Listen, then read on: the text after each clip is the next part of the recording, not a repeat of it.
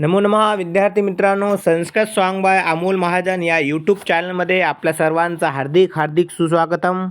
तर विद्यार्थी मित्रांनो, भरपूर दिवसानंतर आज आपण पुन्हा एकदा अष्टमी कक्षा संपूर्ण संस्कृतम यामध्ये जो आपण पाहणार आहे आजच्या व्हिडिओमध्ये की जवळपास आता विद्यार्थ्यांचे 2 या 3 पाठ पूर्ण झालेले आहेत आणि नंतर मग विद्यार्थी मित्रांची पहिली घटक चाचणी, पहिल्या चाचणीला काय काय विचारतात त्याचं आज आपण इथे थोडंसं पाहणार आहोत.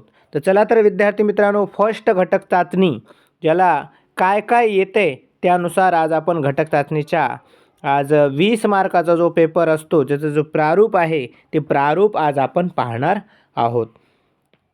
तर त्यालाच आपण वर्ग परीक्षा प्रारूपम असेही म्हणतो. ते 20 मार्काला असतं. त्यानंतर अभ्यासक्रम कोणकोणता असतो की सगळ्यात पहिले स्वपरिचय, त्यानंतर लिंग ज्ञानम, त्यानंतर पुरुष ज्ञानम, वचनम ज्ञानम आणि लटरूपाणी ज्याला वर्तमान काळ लटलकार म्हणतो आपण. त्यानंतर प्रारूप जो असतं तर सगळ्यात पहिले चित्राणाम नामानी लिखत. काय आहे?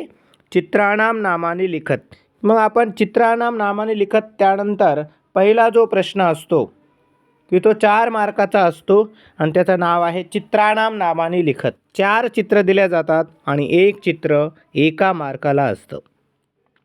त्यामुळे चित्रांचे नाव लिहिण्यासाठी सर्वप्रथम तुम्हाला चित्र दिल्या जातील. त्या चित्रांचे नावे तुम्हाला संस्कृतमधून लिहायचे आहेत. द्वितीय प्रश्न जो आहे आणि हा जो प्रश्न आहे तो चित्रपदकोशतः जो एकदम पहिल्या पेजवर चित्र दिलेले आहे त्या चित्रांमधून विचारले जातील. त्यानंतर वचनम अनुसृत्य चित्रनामाने लिखत की वचनानुसार चित्रांचे नावे लिहा. की 2 आहेत का 1 आहेत का भरपूर आहेत.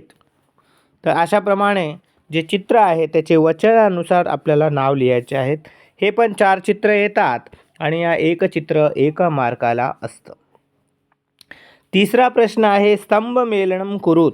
की जो तिसरा जो प्रश्न असतो त्याचं नाव आहे स्तंभ मेलनम कुरुत. की जो स्तंभ आहे तिचं मिळवायचं आहे. जसं महिला हा, की महिला हा काय करत आहे की महिला जो आहे ते नृत्यंती, मग तुम्हाला इथे नृत्यंती लिहायला लागेल. मग पुरुष जो आहे तो पुरुष गायती, मग इथं गायती लिहावं लागेल. मग तो वदतः, मग इथं वदतः लिहावं लागेल. आणि तुमचं काय येईल पश्यसी, तर पश्यसी इथं लिहावं लागेल. मग अशाप्रमाणे आपल्याला तिथे हे उत्तरं लिहावं लागतील. त्यानंतर तिसरा प्रश्न झालेला आहे. चौथा प्रश्न आहे संख्या अक्षरे लिखत. की जी संख्या दिलेली आहे ती कशामध्ये लिहायची आहे? आपल्याला अक्षरामध्ये लिहायची आहे. अक्षर जर दिलेलं असेल तर संख्यामध्ये लिहायचं आहे. परंतु आपल्या या 8वीला फक्त संख्या अक्षरे लिखत, संख्या दिलेली आहे ती अक्षरामध्ये लिहायची आहे. बरोबर. आता पहिली संख्या दिलेली आहे 27 आणि दुसरी संख्या दिलेली आहे 43. मग या दोन्ही संख्या काय करायच्या आहेत? अक्षरामध्ये लिहायच्या आहेत. मग 27ला काय म्हणतात, 43ला काय म्हणतात ते तुम्हाला इथे लिहायचं असते. तर चला तर मग विद्यार्थी मित्रांनो पुन्हा आपण पुढं जाऊया.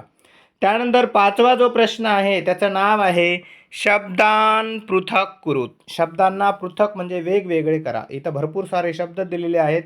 मग आपल्याला पृथक कसे करायचे की सह म्हणजे पुल्लिंग, सा म्हणजे स्त्रीलिंग आणि तद म्हणजे नपुसकलिंग. यामध्ये सगळे शब्द वेगवेगळे आपल्याला करायचे आहेत. तर सगळ्यात पहिला शब्द जो आहे चंद्र. मग चंद्र हा शब्द आकारांत पुल्लिंग शब्द आहे तर मग तो कशामध्ये येईल? सहमध्ये येईल. माला आकारांत स्त्रीलिंग शब्द आहे मग ते कशामध्ये येईल? की सामध्ये येईल. त्यानंतर गज आकारांत पुल्लिंग शब्द आहे. त्यानंतर गृहम हे नपुसकलिंग शब्द आहे मग तदमध्ये येईल. मग अशा प्रकारे शब्दांना आपण पुल्लिंग स्त्रीलिंग नपुसकलिंगमध्ये टाकायचं आहे. चला तर विद्यार्थी मित्रांनो पुढचा जो आहे मंजुषातः योग्यम पर्यायम चित्वा वाक्याने पूरयात. मग मंजुषामध्ये उत्तरमध्ये दिलेले जे पर्याय आहेत ते पर्याय तुम्हाला शोधून लिहायचे आहेत. असे 2 हे मंजुषा आहेत या दोन्ही बी. आणि इथं प्रश्न 2 दिलेले आहेत आणि दोन्हीमध्ये मंजुषा दिलेल्या आहेत. योग्य मंजुषा बघून आपल्याला योग्य पर्याय निवडून पूर्ण करायचे, फिलिंग द ब्लँक्स पूर्ण भरून काढायचे आहेत. आणि शेवटचा जो प्रश्न आहे त्याचं नाव आहे क्रियापद कोष्टकम पूरयत, की क्रियापद कोष्टक पूर्ण करण्यासाठी आपल्याला सगळ्यात पहिले जो प्रत्यय आहेत लटलकार वर्तमान काळ ते प्रत्यय पाठ असणं महत्त्वाचं आहे. मग कोणकोणते आहेत ते प्रत्यय, की ती तह अंती, सी थह थ, मी वह मह.